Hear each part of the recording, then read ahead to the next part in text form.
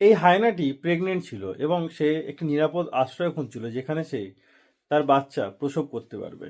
কিন্তু সে নিরাপদ আশ্রয় কিছুতেই পাচ্ছিল না।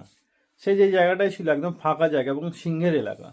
সে আগেও সেই জায়গায় প্রসব করেছিল, কিন্তু তার বাচ্চাদের সে বাঁচাতে পারেনি, কারণ যেহেতু সিংহের এলাকা ছিল, তার বাচ্চাদের সে সিংহের থেকে বাঁচাতে পারেনি। অনেক কষ্টে নিজে বেঁচেছে সিংহের থেকে, কিন্তু তার বাচ্চাদের বাঁচাতে পারেনি।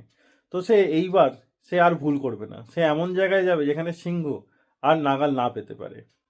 তো অনেক কষ্টে সে এমন একটা জায়গা সন্ধান করলো যেখানে সিংহ নাগাল পাবে না, কিন্তু তার অন্য একদিক দিয়ে বিপদ হলো। সে যে জায়গায় সন্ধান করলো সেখানে জংলি কুকুরের এলাকা। যে জংলি কুকুর দলবদ্ধভাবে শিকার করতে ভালোবাসে, তারা হায়নাকে কামড়াতে শুরু করলো। হায়নাও জঙ্গলের মধ্যে একটি হিংস্র প্রাণী।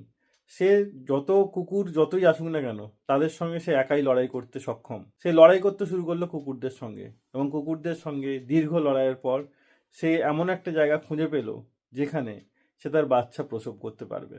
সে এমন একটা জায়গা খুঁজে পেল যেখানে সে বাচ্চা প্রসব করতে পারবে, এবং হায়নাটি সেখানেই বাচ্চা প্রসব করলো, যেখানে জংলি কুকুরের উৎপাত নেই এবং যেখানে সিংহ তার নাগাল পাবে না।